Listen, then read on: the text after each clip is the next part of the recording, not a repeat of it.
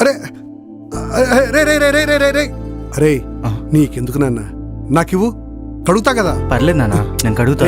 నువ్వు చదువుకుని పెద్ద ఆఫీసర్ కావాలరా, వెళ్ళు చదువుకోపోరా.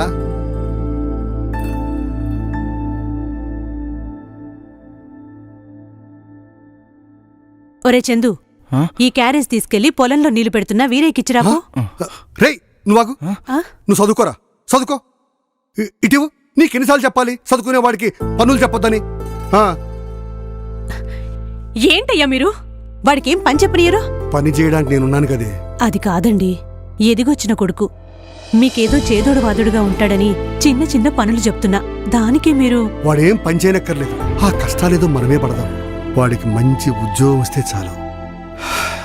ఈ బాధలన్నీ మనతోనే పోనీయే. వెళ్ళొస్తా.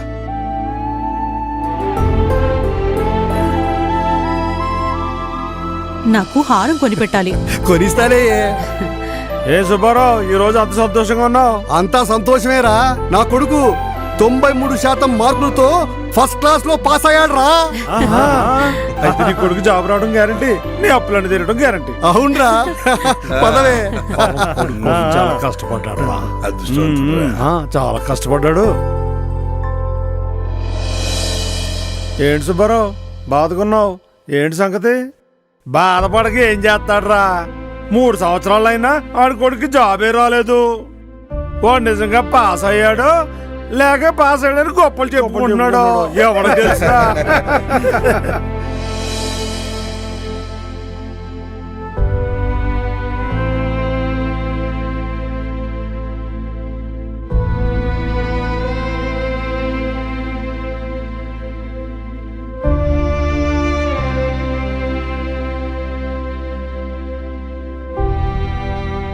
ఏంటండి, మీరింకా పడుకోలేదా?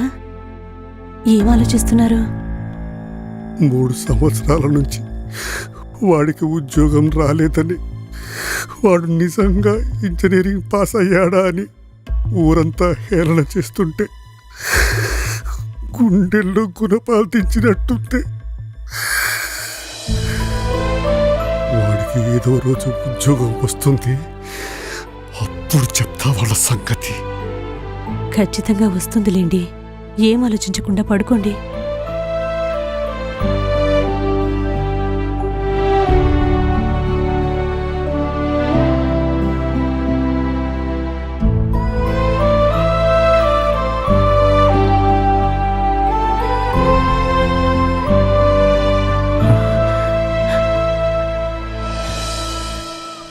వస్తానన్నా. అరే ఇన్నాళ్లకు మంచి ఉద్యోగం వచ్చింది, జాగ్రత్తగా వెళ్ళినా. సరే వెళ్ళొస్తానమ్మా.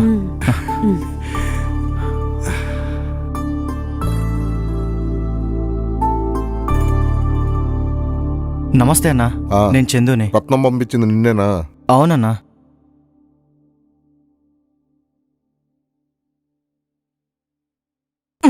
చూడటానికి బాగా చదువుకున్నట్టున్నావు. అవునన్నా, ఇంజనీరింగ్ చదివాను. ఇంజనీరింగ్ చదివి మరి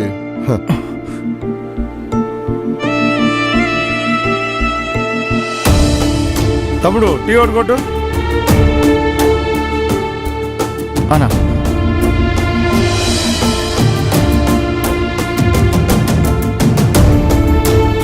బాబాయ్, సరే ఇలారా, మీ సాఫ్ట్వేర్ అబ్బాయి డబ్బులు పంపించాడు.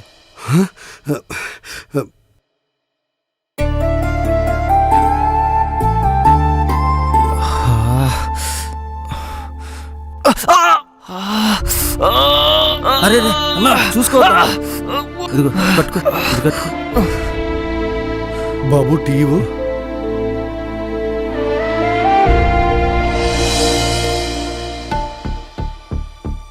అన్న టీ తీసుకో.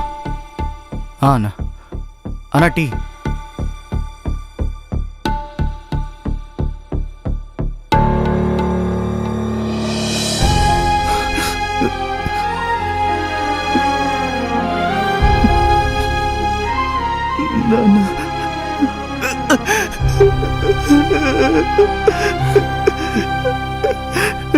నన్ను క్షమించు నాన్న.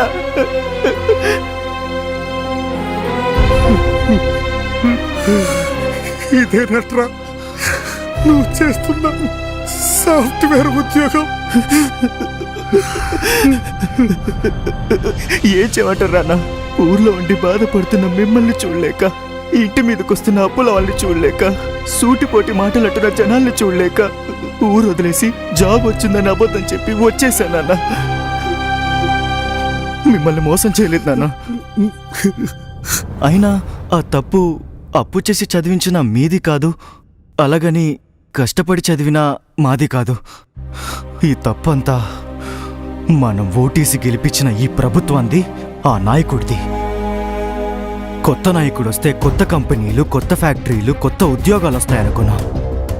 ఒక్క కంపెనీ రాలేదు, ఒక్క ఉద్యోగం కూడా రాలేదు నాన్న. అతనికి అనుకూలంగా లేవని రాష్ట్రంలో ఉన్న ఫ్యాక్టరీలన్నీ వెళ్ళగొట్టాడు నాన్న. ఇంకా ఉద్యోగాలు ఎలా వస్తాయి నాన్న? ఏపీపీఎస్సీ నుంచి ఇస్తానన్న 2,35,000 ఉద్యోగాలు ఇవ్వనే లేదు. ఏటా ఇస్తానన్న జాబ్ క్యాలెండర్ ఊసేలేదు.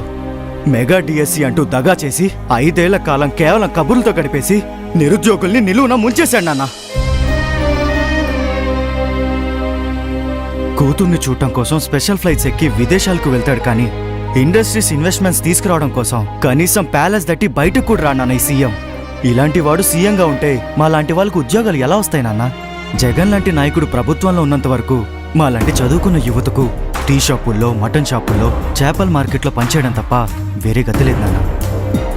గతంలో చంద్రబాబు నాయుడు గారు మైక్రోసాఫ్ట్ కంపెనీని తీసుకురావడం కోసం చేతిలో ఫైల్స్ పట్టుకొని న్యూయార్క్ వీధుల చుట్టూ తిరిగాడు. బిల్గేట్స్ చుట్టూ ప్రదక్షిణాలు చేశాడు. మళ్ళీ ఆయన సీఎం అయితే తప్ప మన రాష్ట్రానికి కంపెనీలు రావు, మాకు ఉద్యోగాలు రావు, మన జీవితాలు మారవు.